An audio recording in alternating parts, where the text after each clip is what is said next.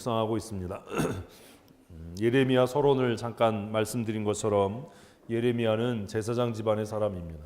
하나님께서 제사장 집안에 속한 사람을 택하시고 부르셔서 선지자의 사명을 주셨습니다.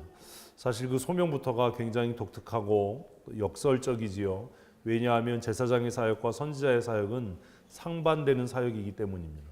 그리고 예레미야가 부름을 받은 그 배경을 보면 그 시대가 그렇게 평안하거나 또 안전하거나 그렇게 녹록한 상황이 아니었다는 것을 생각하면 하나님께서 왜 이렇게 어렵고 힘든 시대에 제사장인 예레미야를 불러서 선지자의 사명을 감당하게 했을까라고 하는 고민을 1장의 소명 부분을 읽으면서 하게 됩니다.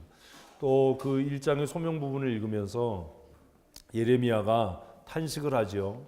하나님 나 같은 사람을 부르셔서 하나님의 그 선지자의 사명을 주신 것이 참 슬픈 일입니다. 나는 어린 아이라서 말할 줄 알지 못하는데 내가 어떻게 이 사역을 감당할 수 있겠습니까? 라고 그가 탄식할 때 하나님께서 예레미야에게 너무나 선명하게 내가 너를 누구에게 보내든지 너는 그에게 가고 내가 너에게 무슨 말을 하든지 그것을 가감하지 말고 그 말씀을 있는 그대로 전하라 라고 말씀합니다.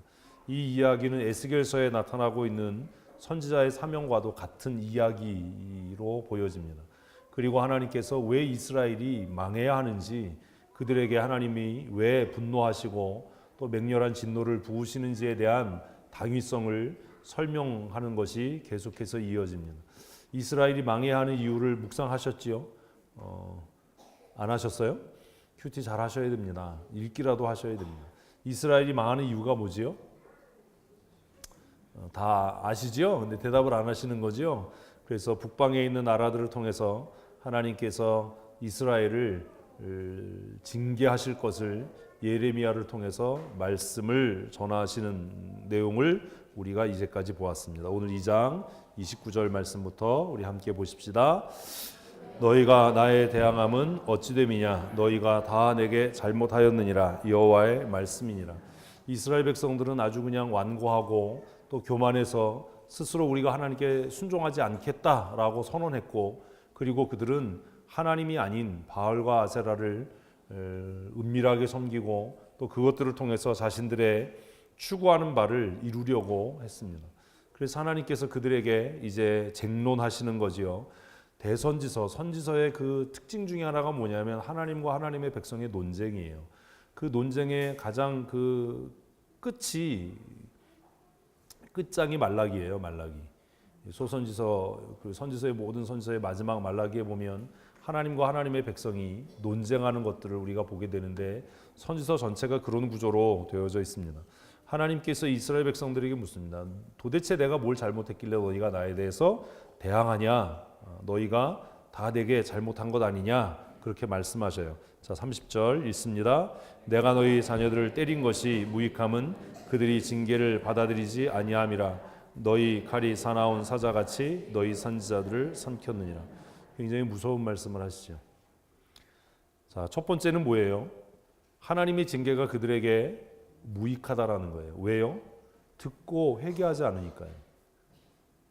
반복되는 징계를 하는데도 그것을 통해서 자신의 죄를 깨닫고 회개하지 않고 뉘우치지 않고 돌아서지 않고 오히려 대항하고 대적하는 거예요. 우리도 그렇잖아요. 그냥 우리의 죄가 지적되면 내가 잘못했구나 이래야 되는데 우리는 꼭 그럼 너는 잘했냐? 나만 잘못했냐? 이러잖아요. 근데 이스라엘 백성들도 그랬다는 거예요. 하나님께서 그들의 자녀들을 징계하시고 책망하셨는데 그것이 무익한 것이 되어버린 것은 그들이 자신들의 죄와 허물을 깨닫고 회개하지 아니하고 오히려 어떻게 했다고요? 너희 칼이 사나운 사자같이 너희 선지자들을 삼켰다. 그래서 2장 30절을 보면 하나님께서 왜 제사장 가문의 사람을 택해서 선지자로 세웠는지를 우리가 어렴풋이 알게 되죠. 하나님께서 선지자들을 계속 보내서 이스라엘 백성들의 죄를 책망하고 꾸짖었는데, 그럴 때마다 이스라엘 백성들은 내가 잘못했구나, 내가 하나님 앞에 범죄했구나, 이게 아니라 그럼 너는 잘났냐, 너는 잘했냐, 왜 나만 가지고 그러냐, 이렇게 그 선지자들을 어떻게 했다고요? 삼켜버렸다라고 얘기를 해요.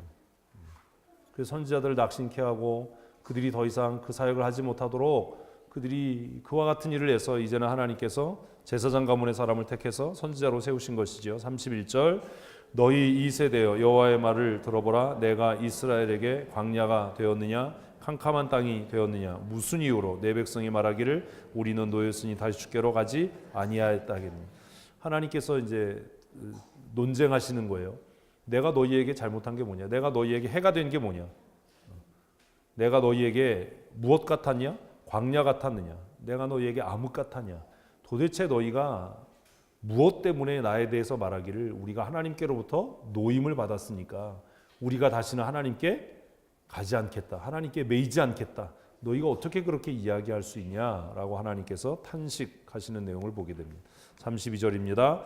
처녀가 어찌 그의 폐물을 잊겠느냐 신부가 어찌 그의 예복을 잊겠느냐 오직 내 백성은 나를 잊었나니 그 날 수는 셀 수 없거늘. 있을 수 없는 일이라는 거죠. 간단하게 말하면 있을 수 없는 일을 너희는 한다는 거예요. 어떻게 이런 일이 있을 수 있냐. 하나님이 얼마나 답답하시면 이러겠어요. 근데 너희가 나를 잊은 날 수가 너무나 많아서 셀 수도 없을 정도로 너희가 배신을 했다라는 거예요. 배반을 하고 배신을 했다. 33절 내가 어찌 사랑을 얻으려고 내 행위를 아름답게 꾸미느냐 그러므로 내 행위를 악한 여자들에게까지 가르쳤으며 또 내 옷단에는 죄가 없는 가난한 자를 죽인 피가 묻었나니 그들이 담 구멍을 뚫었기 때문이 아니라 오직 이 모든 일 때문이라. 그래서 그들이 하나님 앞에 불순종하고 교만하고 거역할 뿐만 아니라 무슨 일까지 한 거예요? 가난한 자를 학대하고 그들의 재물을 뺏은 거예요. 근데 맨 마지막에 보면 34절 후에 보면 그들이 담 구멍을 뚫었기 때문이 아니라 이게 무슨 얘기예요? 구약의 법에 보면 도적이 담을 뚫고 들어왔을 경우에 그것이 대낮이면 어떻게 해도 된다고요? 쳐 죽여도 되지요. 그죠? 그 얘기하는 거예요. 그들이 그렇게 너희들 것을 늑탈하지도 않고 훔치지도 않았는데 너희들이 어떻게 그렇게 가난한 자를 죽여서 그 가난한 자의 원한을 또 그들의 피를 너희의 옷에 묻혀서 너희가 그렇게 부욕해 하면서도 우리가 하나님 앞에 뭘 잘못했냐 이렇게 얘기한다라는 거예요. 35절 시작 그러나 너는 말하기를 나는 무죄하니 그의 진노가 참으로 내게서 떠났다 하거니와 보라 내 말이 나는 범죄하지 아니었다 했으므로 내가 너를 심판하리라. 심판받는 이유가 뭐예요? 자기 잘못한 거 없다고 우겨서예요.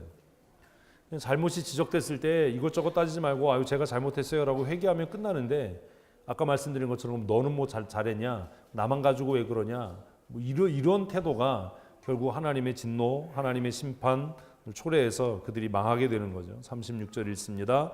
내가 어찌하여 내 길을 바꾸어 부지런히 돌아다니느냐 내가 아수로 말미암아 수치를 당함같이 또한 애굽으로 말미암아 수치를 당할 것이라. 그들이 의지하던 나라들을 통해서 결국 망하게 될 것입니다. 37절 내가 두 손으로 내 머리를 싸고 거기서도 나가리니 이는 내가 의지하는 자들이 나 여호와가 버렸으므로 내가 그들로 말미암아 형통하지 못할 것입니다. 이스라엘 백성들은 하나님을 버리고 그 시대의 강대국이었던 아수르, 바벨론, 애굽을 의지했습니다. 그들이 자신들에게 번영과 형통을 가져다 줄 거라고 생각을 했습니다. 오늘 우리도 그렇잖아요.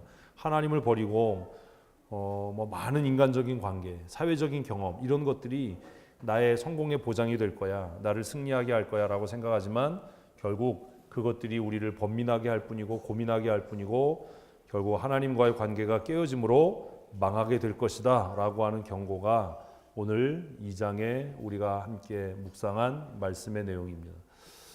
바쁘시고 어려우셔도 좀 시간을 내셔서 본문을 천천히 읽는 훈련들을 좀 하셔야 되고 말씀드린 것처럼 성경을 읽으시면서 내 입장에서 1인칭 관점에서 성경을 좀 읽으셔야 됩니다. 그리고 고민하셔야 됩니다. 그냥 읽고 끝내지 마시고 만일 내가 예레미야라면 만일 내가 하나님이었다면 내가 만일 이스라엘 백성이었다면 어떻게 했을까? 라고 하는 것들에 대한 고민이 있어야 되겠지요. 이 한 주간 살아가시면서 우리의 죄와 허물이 지적되고 우리의 죄와 허물이 드러나면 그것을 가지고 논쟁거리를 삼고 뭐 나만 가지고 왜 그러냐 너는 안 그러냐 이런 태도가 아니라 하나님 앞에 즉각적으로 돌이키고 회개해서 하나님의 은혜와 하나님의 긍휼을 회복하는 그런 믿음의 사람들이 되셨으면 좋겠습니다.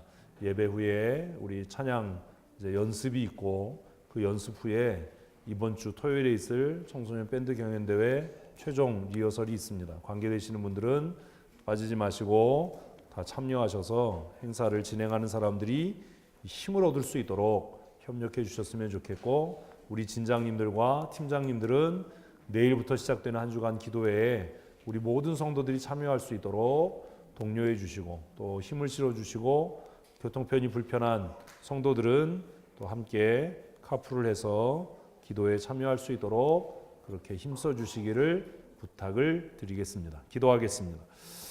하나님 아버지, 이스라엘 백성들이 하나님의 긍휼과 하나님의 은혜를 잊어버리고 하나님께서 부지런히 선지자들을 보내서 그들의 죄를 책망하시고 돌이켜 회개하기를 촉구하셨을 때 오히려 그 선지자들을 그들이 삼켜버리고 그들의 책망과 그들의 권면을 듣지 아니하므로 하나님께서 마침내 그들을 향하여 칼을 빼시고 그들을 패망케 하시는 이 사건들을 우리가 묵상하면서 우리 자신을 돌아보는 지혜를 얻게 하여 주시옵소서. 우리의 죄와 허물이 지적될 때에 변명하거나 핑계하지 않게 하시고 우리 자신을 돌아보며 하나님 앞에 회개하는 믿음의 사람이 되게 하여 주시옵소서. 말씀을 듣는 것은 너무나 많이 하고 속히 하지만 실천하고 행하는 것이 둔하고 아둔한 우리의 삶을 하나님 긍휼히 여겨주셔서 듣는 것을 즐기는 자가 아니라 행하는 것을 기쁨으로 여기는 믿음의 사람으로 살아갈 수 있도록 은혜를 더하여 주시옵소서. 이 한 주간 진리의 말씀을 따라 살게 하시고 하나님께서 원하시는 것이 무엇인지 깨달아 알아 하나님을 영화롭게 하는 거룩한 하나님의 백성된 삶 살아가게 하여 주시옵소서. 하나님, 한 주간 기도회로 모여 하나님 앞에 부르짖어 간구하기를 원합니다. 너는 내게 부르짖으라 명령하시고 말씀하신 대로 우리가 목소리를 높여 우리의 마음을 열고 우리의 생각을 하나님께로 향하여 애통해하며 통회하며 자복하고 부르짖어 간구하게 하시고 우리가 우리의 마음을 낮추고 우리의 삶의 태도를 변화시켜 하나님의 은혜를 덧입는 믿음의 사람들이 되게 하여 주시옵소서. 어제보다는 오늘이, 오늘보다는 내일이 더 성장하고 성숙해가는 하나님의 사람이 되어질 수 있도록 주님 은총 더하여 주시고 스스로 우리의 진보를 모든 사람에게 나타내어 하나님의 영광을 드러낼 수 있는 믿음의 사람으로 살아갈 수 있도록 은혜를 더하여 주시옵소서. 교회의 머리 되신 우리 구주 예수 그리스도의 크신 은혜와 아버지 하나님의 크고 놀라우신 사랑하심과 성령님의 교통하시며 충만케 하시고 날마다 주의 은혜 가운데 승리하는 믿음의 삶 살게 하시는 그 풍성하신 은혜의 역사하심이 오늘 주 앞에 나와 예배하고 믿음으로 살아가기로 다짐하는 사랑하는 성도들 머리머리 위에와 아버지께서 세우신 주의 몸된 교회 위에 영원토록 함께 있을지어다. 아멘.